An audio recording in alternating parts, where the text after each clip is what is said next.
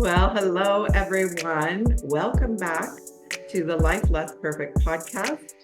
I'm your host, Shauna G, and I just want to have a little bit of a chat about the last one. We didn't have any video recording last time because, I guess it wasn't meant to be. With kind of my internet was wackadoo and it didn't happen. So this is my first podcast. This is all about living life less perfectly. And so we just pushed through and we released it by audio. So Shannon Plummer is with me again, my beautiful co-host, my soul sister. And Shannon is actually you're in New Mexico, correct? I Near am, yes. Yes, Santa uh, Fe. Santa Fe. So welcome back, my beautiful friend Shannon. So happy to be here. Thank you for joining me again. So yeah, life less perfect. So, the video was on the fritz and we're both getting used to learning how to film this and how to do this. And hopefully each episode will get better and better. And I don't know about you, Shannon, but tech is sort of the bane of my existence personally. Yes, we do the best we can. That's right. Yeah, we do the best we can. So I want to just kind of circle back a little bit, Shannon, from last week. We were talking about, and I was a little nervous, and I think you were a little nervous, but we were talking about, sort of getting into the gene keys, and I was saying that I wanted to share these things, this history of mine, and it's in the first part one of my book, and it's all about know thyself because it has helped me understand now at this time in my life. Obviously, as we all move into our 50s, we can look back with wisdom and that hindsight gift of 2020, but more to understand it at a deeper level, like who am I and why has it been such a struggle and what am I here to do? I was listening to a podcast this week and with Dr. Robert Gilbert. Have you heard of him? I have not, no. Yeah, he's actually on Gaia. He has a special on Gaia. For those of you who don't watch Gaia, it's kind of like Netflix for spiritually minded people. So he's a really interesting man. But I was listening to him on this podcast, and he always says, ask yourself these three questions. Who am I? Why am I here? And what is my soul wanting to achieve in this iteration or version of self? Like, what is I guess you call it, is that Dharma? Yeah, I would think that's Dharma. But yeah, Yeah. you move sort of, yeah. So it's karma that kind of happens along the way, but then there's your dharma, which is your soul's purpose, which you're meant to live during this lifetime. The why of it all, right? So that has really helped me understand, what I'm here to accomplish, what my soul's here to do, and what sort of my purpose in this life is. And part of it is this podcast. Like part of it is really, like I said, a place for, not just women, men and women to come with an open heart and an open mind, share their truth, share their medicine. So that's, Me too, Shauna. It was really just within these past couple years that I was in so much pain that I started searching and looking, and that awareness really helped me because I thought it some of the ways I was acting or being were just who I was, that yeah, I didn't really change it. Oh, that's who I am. But through astrology, the gene keys, I really started to understand, oh, that's just a frequency that I am acting in. And for a while I couldn't change it. It's just, it was just hard for me to change it. But the more I got aware and saw myself doing certain things or saying certain things and heard myself, then I was able to at some point step back and like, oh, there you go again. Don't do that. exactly. Yeah, that was definitely a big part of my coach training and previous to my coach training, like I said, going all the way back to Eckhart Tolle and A New Earth, is practicing that awareness. It's one thing to have the awareness, and it's another thing to embody it, right? Like to sort of, like I always tell my clients, it's a spiritual muscle that we have to work, right? So you have to, when you catch yourself going off, I mean, I don't know if I told you this, Shannon, but part of my whole thing with anxiety, where, I couldn't leave the house at times, I was this voice in my head that was just constantly catastrophizing, right? Like just keeping me, my central nervous system in this deep state of fear, Yeah. right? And so part of why that book was so pivotal for me was, understanding like that's not living in the truth. That's not living in the present moment. If you're anxious, you're either worried about the future, or you're ruminating on the past, and neither one of them is going to serve you. The only moment we truly have is right now. And, I also found a really good therapist at the time, shout out to therapy. I mean, there's a lot of helpers I had along the way on my journey, right? He was really excellent at cognitive behavioral therapy, and which for me at the time worked. He's like, you've got to just pull yourself in when you start to stray off like that. You feel those feelings of anxiety rising in your body, just like do some deep breathing, like, 4 in, hold, 4 out, and just ground yourself in the present moment. Like look at your steering wheel, like, oh, those are my hands on the steering wheel. Like I'm safe right now. I'm good right now. So all of that, was part of my journey, and lots of great helpers along the way. But yeah, it like you said, we have this idea that we are that our thoughts are us, who we are. I mean, did you have that experience too? Absolutely. And one of, because I had many helpers too, and because we don't have to do this alone. And all of the helpers along the way helped to get me to another place. I remember one thing in particular, a man I was working with, he would have me call out. I called her Cruella de Vil. Whenever I have a very harsh voice toward myself, it's really incredibly brutal. And every time I would hear that voice, I would sort of externalize her and say, I see you. You will not talk to me that way. So I made it like not me.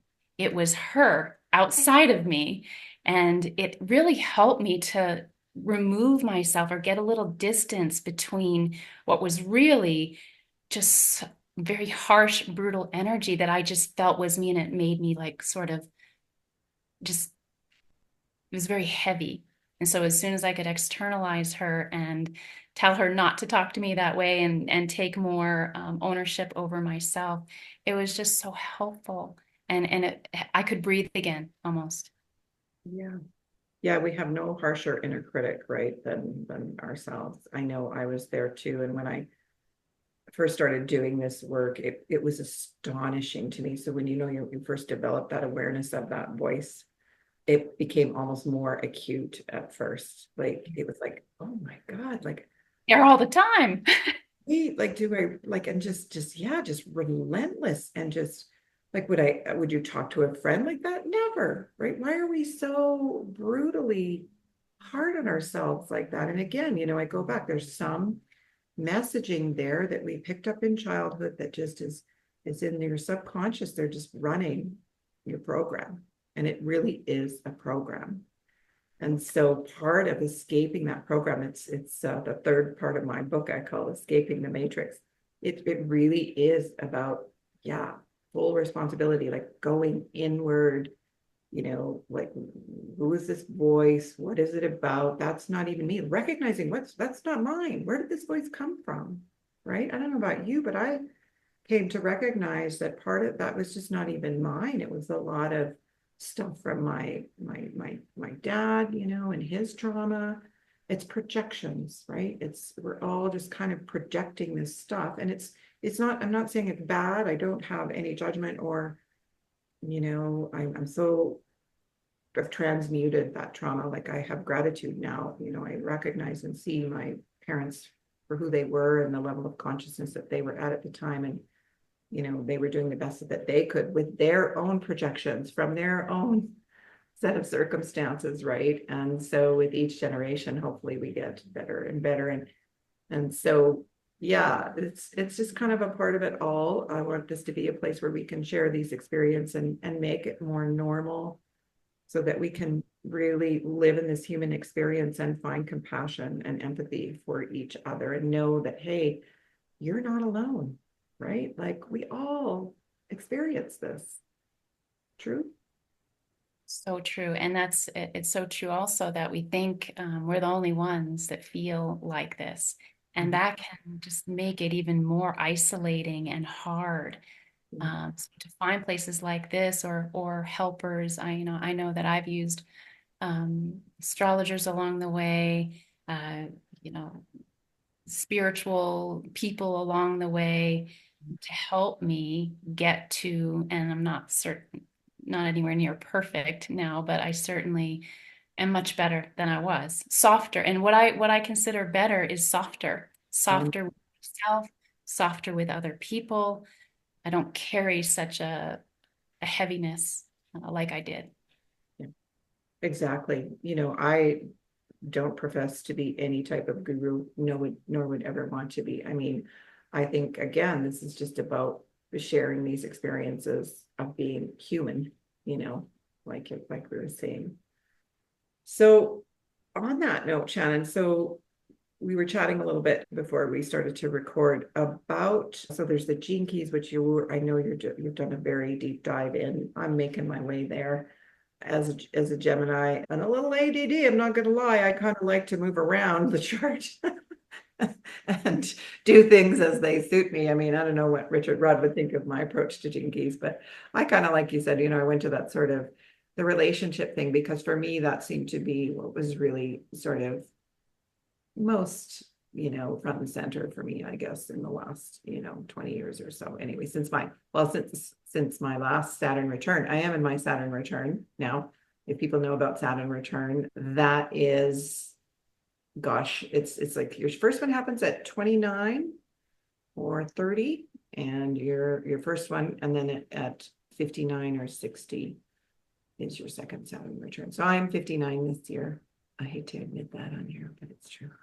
It's Because getting like, so close to that S word, which is just like, no, how did this happen? yeah, I bet you would agree. It's like now you have so much hindsight. So there's such a beauty Mm, in getting older, right? Because when you're young, or for me, there's nothing that I could look back on. Like I didn't understand because because it's around like age 27, I feel like things start rumbling in a person's life for their first Saturn return. And it kind of works its way through to about 32, maybe. But then it's like, I really love, you're in your Saturn return, I'm nearing mine, that we can look back on our first one because the energy will be similar. The circumstance won't be exactly the same, but the energy is something similar. And so it's helpful to be able to look back.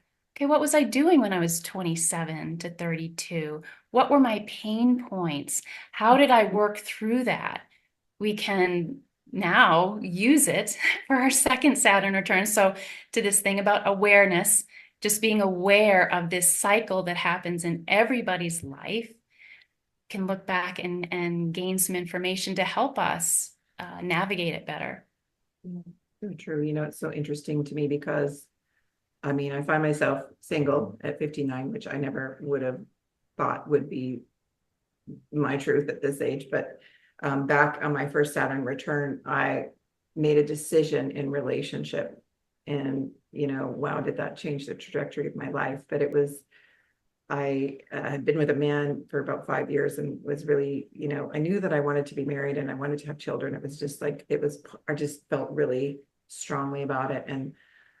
But this, man, we'd been together 5 years and we had a really beautiful sort of heartfelt connection, but he was a bit avoidant and I was a bit anxious, those attachment styles. And I just really knew what I wanted though, too. So it was kind of interesting to me. But so I broke up with him ultimately because I thought, it's been 5 years. If he doesn't know that he wants to move to the next level of commitment and want these same things, then I need to move on, which is a correct decision. The incorrect decision I made was very quickly moving into another relationship. What do they call those ones? Sex in the City. I had a good name for it, like your get over guy or whatever, something like that. And I ended up, we moved into a relationship very quickly, and we were together 6 months.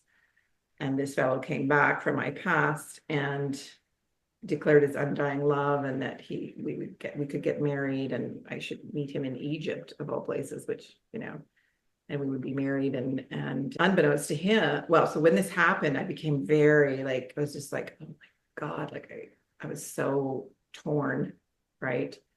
About what to do, what should I do? Like, I'd given him 5 years. And I mean, this is another time I've been to psychologists very seldom, but a few times when I needed it. And that was the first time I'd ever been to a psychologist. And she was very, assured in her way of speaking, but she basically said to me, where do you feel more empowered? And I mean, the new guy, like, I didn't even know him yet, really, right? But it was so basically what this comes down to is I made a decision about a relationship from here. So she very much, as a psychologist, would have me move into my mind, move into that space, like what on paper makes the most sense, yada, yada, yada. And so again, it was this pattern of stepping out of my feminine energy, which is that heart space, that intuition, and going into the mind to make a decision about a heart thing, something that it fully should be about the heart, right? Who do you want to be with as your partner? You know? So that certainly is not a mistake I will make again. And an easy one to make, because that's Mm. sort of in the culture that we live in. Yeah, like whatever the thoughts are, like the money piece and the just the stuff piece and all of that comes into play when we're talking about a heart thing.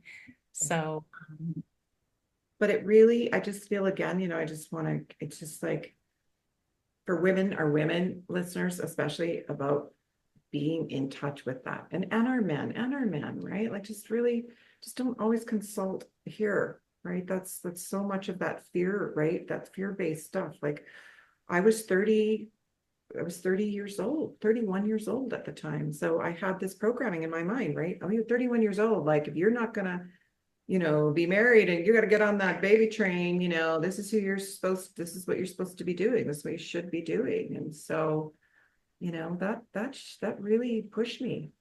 Yeah. and isn't it what came in for me when you said that, Shauna, is trust, Mm, right?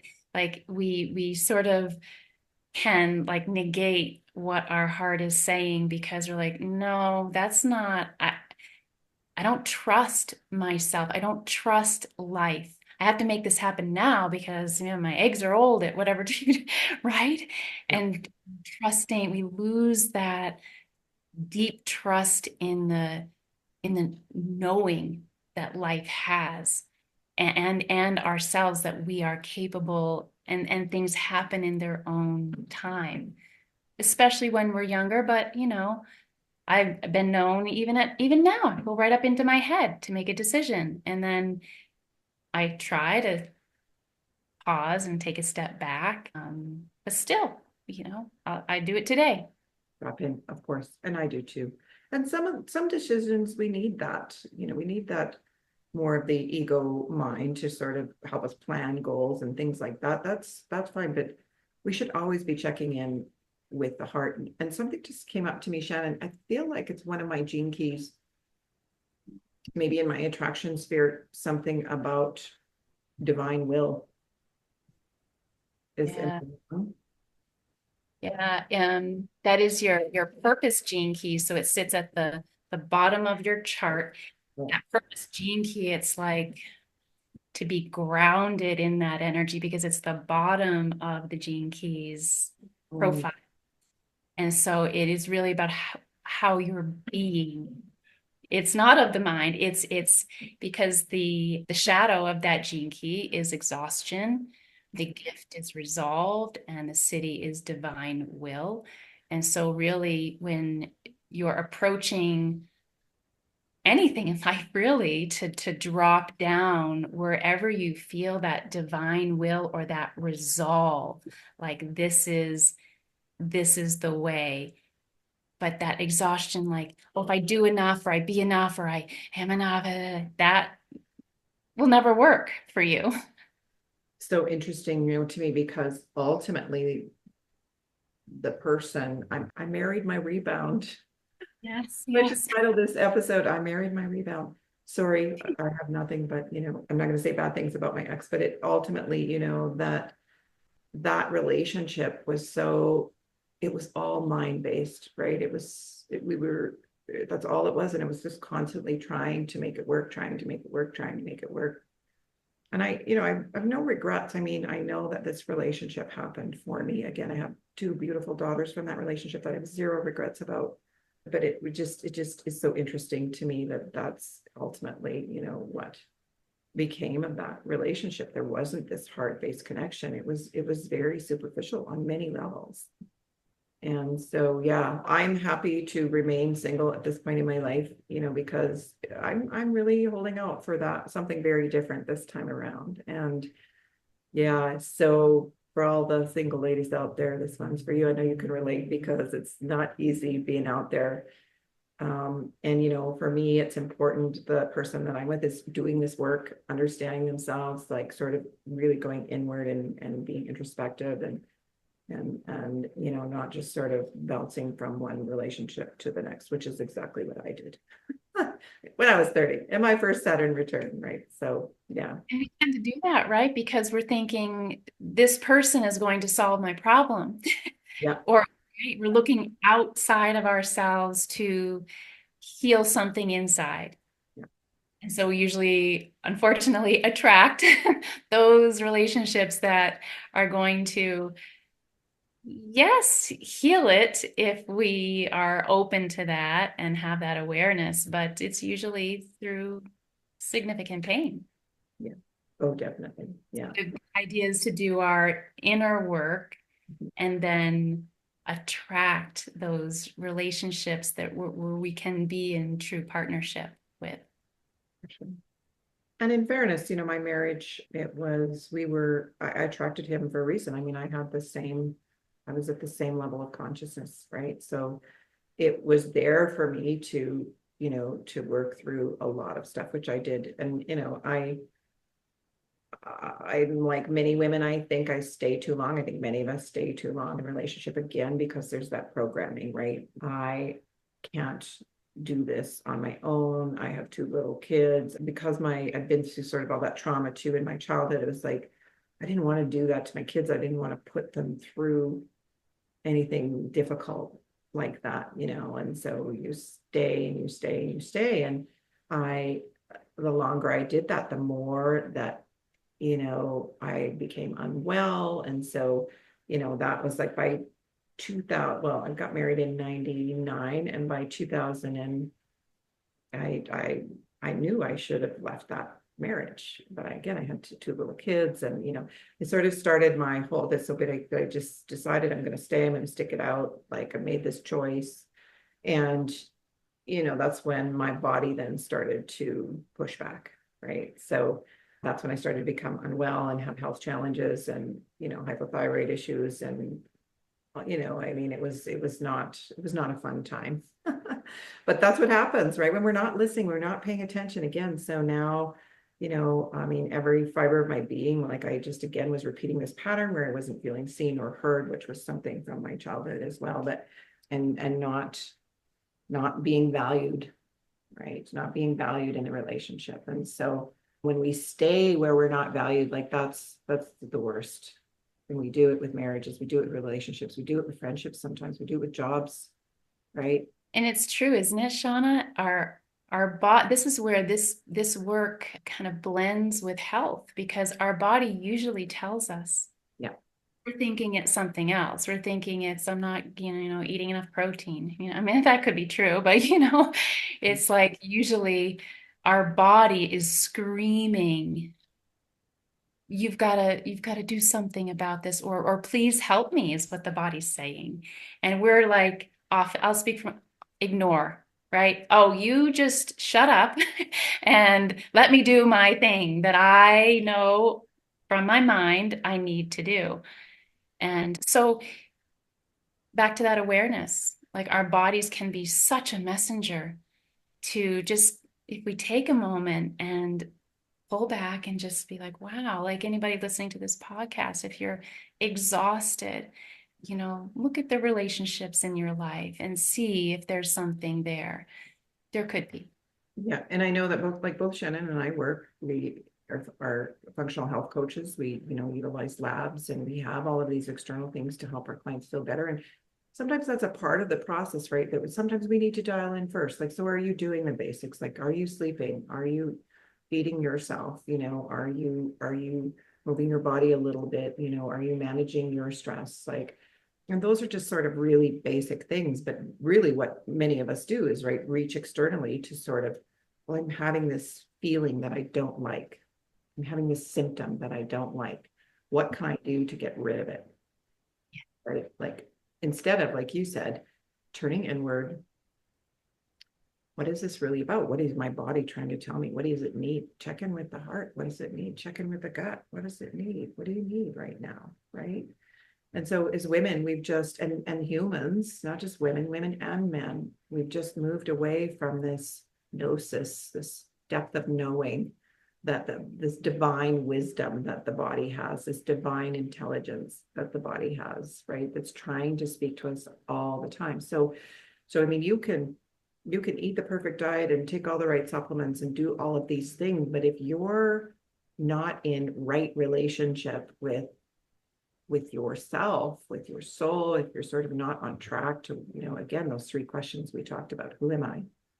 What is why am I here? What is my soul's purpose in this lifetime? What am I here to achieve? So anytime we're getting off track there, it's really, I feel like our higher selves, or this universe, or God, whatever word works for you or resonates for you, really just, gives us these nudges. And it may be with a health issue, it may be, a loss of a job or a loss of a marriage, whatever, but it's always just trying to get you, this, like you said, Shannon, this divine will.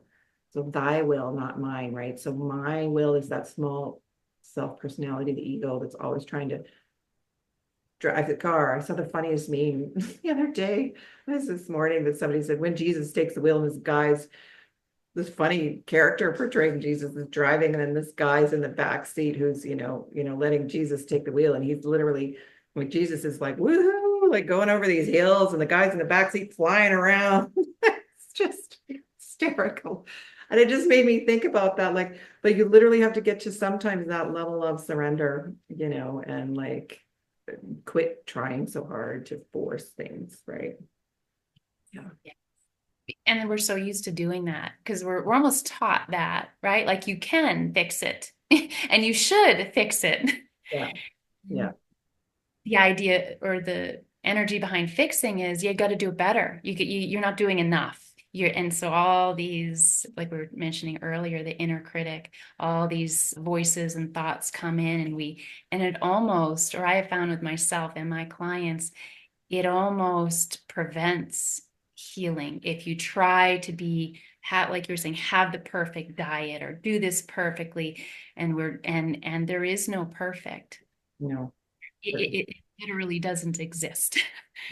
And so that's where this more spiritual, soulful work can come in as a complement. And I feel like without it, the healing is very limited. It's Yeah. almost like surface level healing because the next big, or not even big, the next trauma that comes in, a death, a loss of a job, whatever it is, it's going to take us out.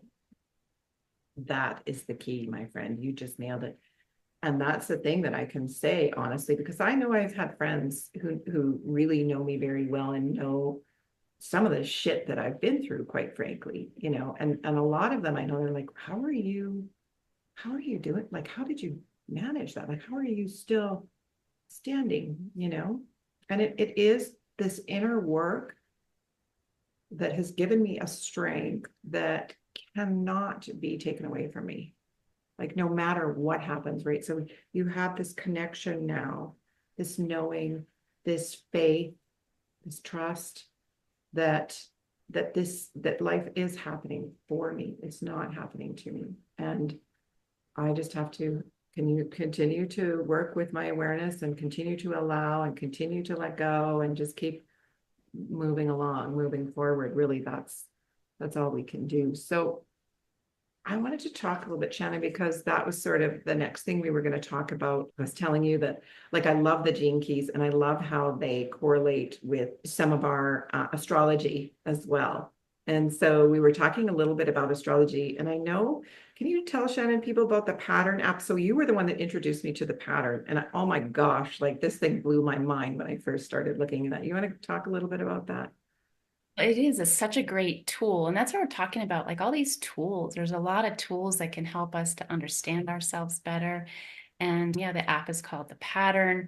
You just download it, put in your birth information. You can even connect people. Like Shauna and I are connected on The Pattern, and it'll say, "Oh, Shauna has this influence in your life." And I'm like, "I know," or whatever. It's just a real, and it'll get notifications about what's going on and the different cycles in your life. And it's just been so helpful for me to be like, "Oh, that's right." It's like a reminder again. Yeah. Oh, yeah, you have Saturn in Pisces right now. That's my son. So it's like, okay, so I get reminders of these things. And it's like, oh, that's why my son happens to be in the fourth house of home and family. I have a lot of stuff at home right now.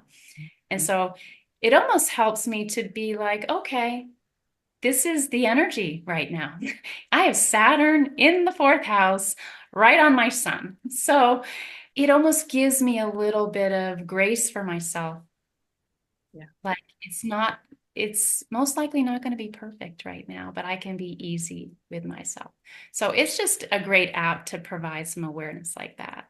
And it's not going to be forever. Like it gives you a timeline, which is sometimes I was like, oh God, when is this going to end? This energy is difficult, right? It's like, get me out of here. So I love that piece about it too. Yeah, cool. And like because those of you watching that know astrology, like Pluto's a big deal, right? Pluto went into Capricorn in 2008, and it is now leaving Capricorn in in November of 2024. And Finally, for the next 20 years, like, because that, I'm going to tell you, man, that has been a biatch for me. Like this, literally from 2008 onward, it's been all of this massive upheaval and birth and death and like just craziness happening. And I literally almost can feel it like somatically in my body, the minute it kind of changes. Now it's retrograded back in, which is interesting. I was telling you earlier, it's retrograded a bit and some things have kind of stopped for me, but I know, okay, it's only till the end of November and then we're going to be smooth sailing in the beautiful age of Aquarius, welcoming that and looking forward to that. So yeah, so we were talking about that. So you can have your whole natal chart. Now you need obviously your birthplace and your time of birth and your date of birth. If you know your time of birth, I think it's much more accurate. Is that correct? But it's not at 100% necessary. Same as yes, gene keys, right? yeah, exactly. Yeah, and it'll give you all this great information. I know for myself, for a long time, I thought I had Scorpio in the first house with my birth time. Wonderful astrologer here in Santa Fe. He doesn't practice anymore, but he changed my life in my first Saturn return. And, we had a few sessions. He's like, "You don't seem like a Scorpio rising." I And know I would never have pegged you as that either. Like, no way. Yeah. I'm a Sag rising. And literally, I changed my birth time by 2 minutes. At the hospital, who knows? They just look at the clock and they're like, okay, 12:53 is what they said. I moved it to 12:51 Sag rising. And that's what he told me. He's like, you're a Sag rising. And so I always use that birth time now for my birth information. So you can get your birth time, and I don't know how they do this, but that you can rectify it somehow if you don't know it. Think you can call the hospital. Some of the hospitals still keep those old records. You can find them. I was very lucky. My dad was excited about having a baby girl, and he kept a baby book for me. And so he wrote down the time that I was born. Thank you, Dad. Yeah. Yeah. So hopefully I think mine is very accurate. But like you say, if it doesn't resonate, try moving it a little bit and see if that makes more sense to you. Yeah, because it can make a difference.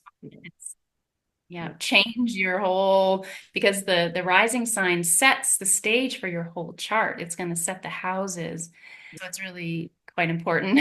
Yeah, exactly. So Shannon and I were talking, so it's made a lot of sense to me, and so, I like many of us, and this is no judgment or anything. It was like, I used to be very floofy with astrology, right? It was just something fun I would read in the Sunday paper or whatever, like, oh, I'm a Gemini, right? I'm just a Gemini. I knew all of that. And, some of those personality traits, like the twin, I mean, I used to just play with that. And whenever I got in trouble, I would say, oh, that's my evil twin, Rachel. So, that was my sort of level of astrology really at one point. But, astrology is so much more, and it has so much richness and depth. And when you start looking into the houses and the placements and the aspects, and, it's really mind blowing how accurate it is. I know I shared my astrology with you, Shannon. It's because it's part of, again, the book that I'm writing about ways that we can know ourselves. And so the nodes is something that I've recently been diving into.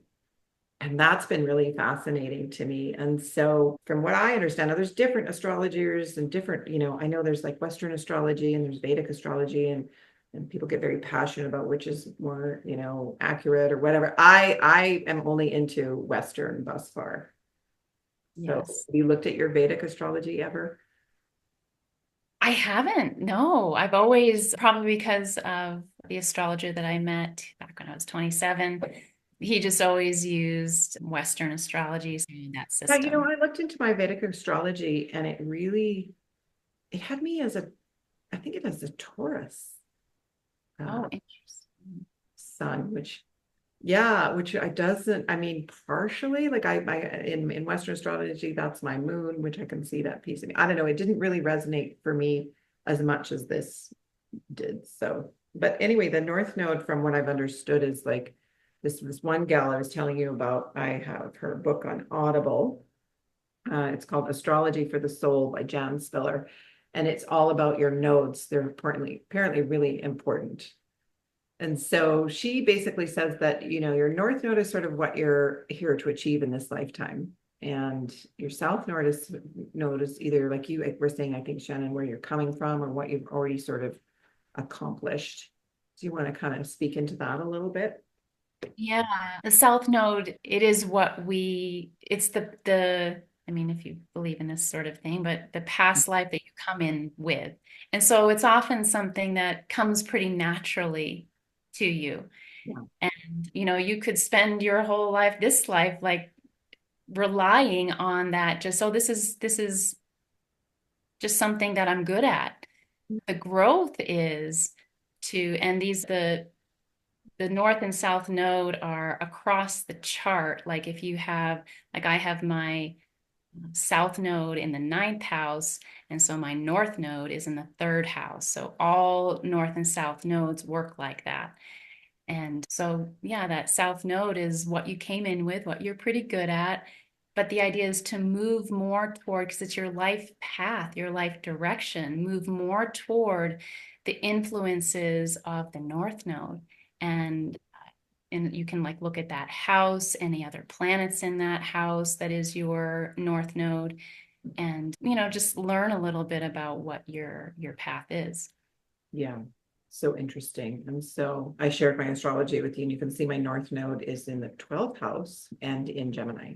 And so it's so interesting to me because, Gemini is that sign of duality, right? And so I really feel like, and this woman, this Jan Spiller, basically said, I was really here to be present, to be, like you were saying, even with that gene key, right? To be fully human in the human experience and understanding the duality of that, right? That we can, I feel like my past, was about sort of having this higher perspective, this higher spiritual understanding, this higher sort of almost spiritual wisdom, and but to be in this lifetime now is to be grounded in it, right? To really feel what it's fully like to be human in this human experience.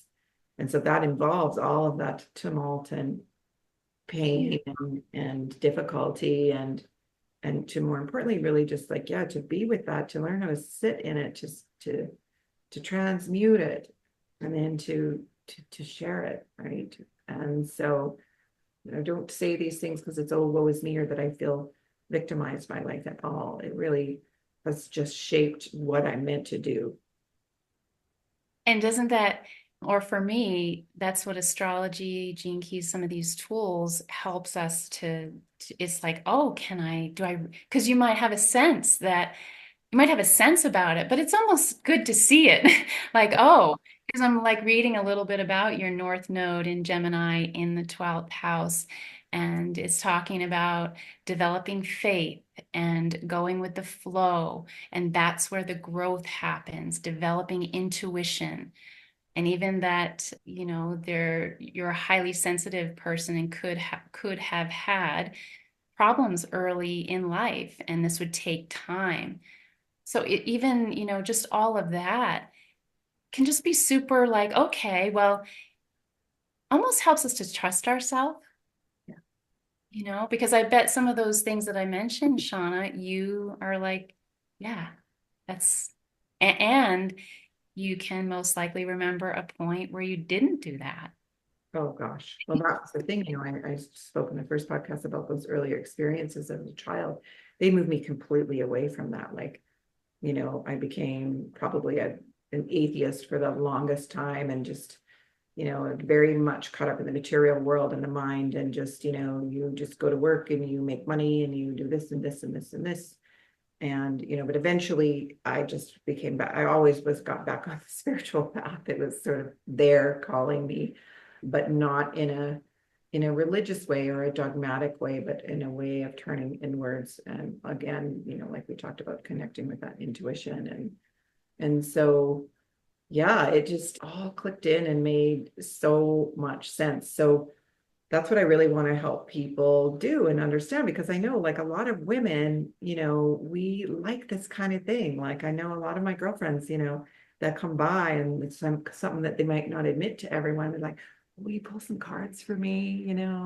And I know there's some religions that feel like this is, like again, dark magic or something, and it's absolutely not that. And so it's always just really fun to see how resonant the polls are, because they're really just, again, just divining with their higher self. And, it doesn't have to control what you do or any, life-changing decisions. It's just again, providing awareness, right? So but this, I find astrology and gene keys to be much deeper than that. It's almost like a roadmap to your life and what you're here to do and accomplish and be, and even whether it's in your work. And that woman I told you about, the astrology for the soul, this Jan Spiller, she has sections on like your relationships, right? Like where you might be triggered and areas you need to work on. So again, all of these they're just tools, right, to help us evolve and hopefully make life a little easier, a little smoother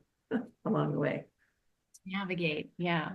It's so I really don't know what I would have done without some guidance in that way, because you know, not trusting myself is one of my biggest things. And it is through tarot and gene keys and astrology that I was like, oh, well, if this thing says, because it resonated, it's like, oh, that is me. And it just helped me along the way. And it took time, but it helped me along the way to trust myself and to believe that, I was meant for some of the things that I really felt that I was, but just needed a little bit of support. Yeah, beautiful. So along that lines, you want to download that app, the pattern, you put in your information.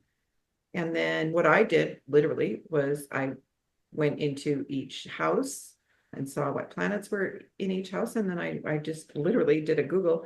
Now I found a really good website. Shannon, I shared it with you earlier. What is it called again? I don't recall. Oh, well, we'll figure it out. I'll put it in when so But I found this really good site. And if you put North Node and Gemini in the 12th house, Gemini, it will just bring up, and I just kind of went through it. It was like, oh my gosh, this hits, this hits, this hits, and this hits. And this resonates, and this resonates. And oh my gosh, this makes sense. And oh my gosh, like it was literally so cathartic.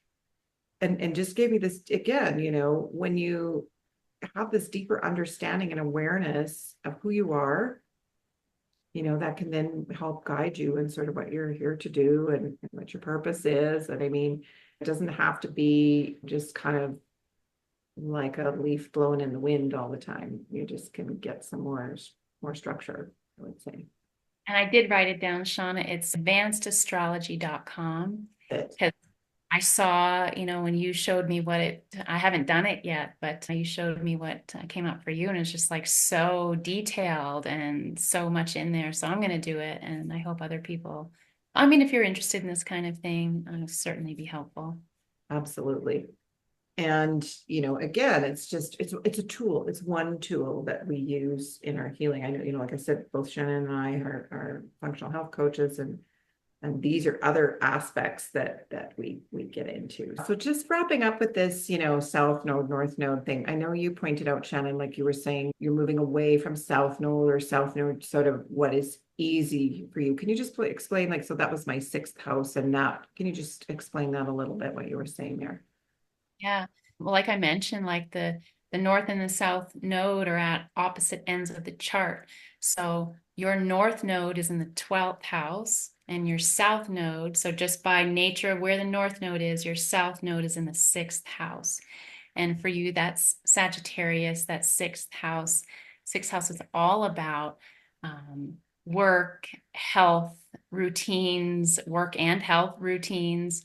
And it just occurs to me that you're so good at that. You're so good. It almost comes naturally to you to like interpret labs, know what it means for the body, and to help people in that way. And you've done that for, a good part of your life. But the direction of your life is from that 6th house of health, like physical health and work and health routines, to the 12th, which is about soul and spirit and intuition. I know you now do a lot of work with plant medicine. Like that would be a 12th house kind of thing. And so again, back to our tools, like seeing this direction like play out here in your life, moving into that 12th house sort of work, and with your book too, A Life Less Perfect. Yeah. So profound, really, because yeah, like I told you, I mean, when in your earlier life, you tend to be under that unconscious programming and, doing what you're supposed to be doing. And like you said, work, work, work, learning, learning, learning, and that was me. I'm a classic Gemini, right? Very much of the mind, and just, I can't get enough. To this day. I still will always be wanting to garner more and more knowledge, and I still love that. Like I work as a clinical advisor now, and I help new practitioners, interpret the labs and put together protocols for their patients and clients. And I love doing that. Like that, like you said, that's just like comes easy to me. But this was always this sort of missing piece. I went way far away from it, due to my childhood experiences, because it was an immature mind, an immature heart, right? There's no God. I hadn't, this immature idea of what God or source or universe was, and completely moved away from it, and very much into that mind mode. But yeah, I don't know if I told you this, Shannon, but I actually was, after reading The New Earth and having this new understanding, a deeper understanding. Eckhart Tolle quotes a lot of gospel, not gospel, but Jesus specifically, with this new sort of way of interpreting it. And I was moved then at 40 to actually, I became baptized as a Christian. And again, it was another twist and turn on my path of spiritual seeking. And ultimately, I've moved more away from the religious aspects of that, of Christianity. I'm very much a lover of Christ and a believer in Christ consciousness. And that's sort of more my own thing now. Nothing against any of that. It's just my path. But it's just always been there calling me. And like you said, I eventually landed, in the jungle drinking ayahuasca well, that's a whole other bunch of stories for another podcast. But yeah, so all of these tools that I've been gathering along my way to help people really heal, truly heal, to become whole, as my website says, to really start bringing all these pieces together, the physical piece and the emotional piece and the spiritual piece, and just sort of, yeah, moving more towards wholeness. Yeah. And what occurred to me when you said wholeness, Shauna, is that, because we often think, if our cholesterol's good and our blood sugar's good and our weight is good, that we're healthy. But health it's so much more than that. It's such a broad of things, of parts of us. And, we've talked a lot about the tools we found to discover that. And it's just such a big part of a true whole-based part of healing. Absolutely. Yeah. It's like, okay, I've got all the physiological pieces dialed in, then why am I still not feeling well? Why do I still feel off? How are my relationships, right? How is my relationship with myself? What is my self-talk like? All of those things, right? We just need to keep peeling back the layers. And that's how we move closer to wholeness, in my opinion. Well, I think that's a great place for us to end. And, maybe next time, I think, yeah, that's a good segue. Maybe next session, we'll talk about some deeper experiences I've had with plant medicines. And that's certainly not everybody's pathway, but it's certainly been exponential in moving me up the ladder of consciousness. I mean, I really needed that help at that time. And so, yeah, that can be something we'll talk about next time. Anyway, Shannon, always so lovely to chat with you. And we'll be back in a week's time. And, I've got some other recordings in the can, and we're going to be talking, like I said, about all kinds of different topics. Shannon, is there any topic that you would like to sort of dig deeper into and kind of think about you know, what we're kind of trying to do here? What would you like to explore deeper, maybe? I guess what comes to mind initially is Chiron.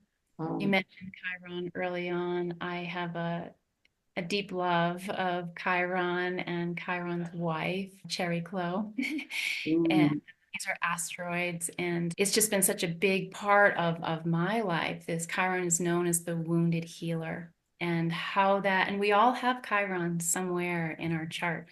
And my life has definitely been a path of the wounded healer and has been so influential in my discovery of myself. And so at some point we can touch on that because I think it'd be helpful for people too. I love that. I think we could focus on that next, because honestly, with that whole path of my spirituality, my Chiron placement plays a huge role in that. So that'll be a perfect place to go. So we'll look forward to chatting about that next week. Awesome. Thank you, Shannon. Thank you, Shauna.